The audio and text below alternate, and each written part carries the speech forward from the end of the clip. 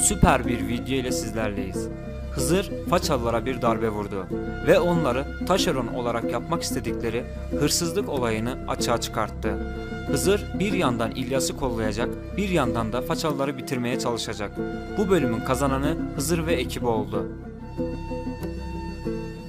Ömür adım adım İlyas'a yakınlaşıyor. İlk önce İlyas ile tanıştı. Daha sonra ailesiyle tanıştı.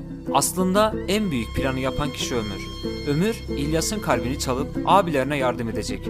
Ama Ömür İlyas'ı kullanmak isterken onunla yakınlaşmak isteyince ona aşık olacak ve her şey değişecek. Ömür ilk başta kötü kullanmak istediği planı İlyas'a aşık olunca değiştirecek. Bu arada Ömür ile Özgür ilk kez karşılaştı. Ömür, İlyas ile arasındaki tüm engelleri kaldırmak için Özgür'ü ortadan kaldırmak isteyecek. Alparslan her şeyi öğrendi. Özlem'in istihbaratla yaptığı görüşmeleri öğrenen Alparslan, Özlem'e her şeyi açıkladı. Ama Özlem, Alparslan'dan intikam almaktan vazgeçmeyecek. Façalılar ile yapılan kavgada ilk önce Alparslan ağır yara alacak.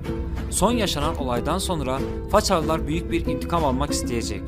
İlk önce hedeflerinde Alparslan olacak.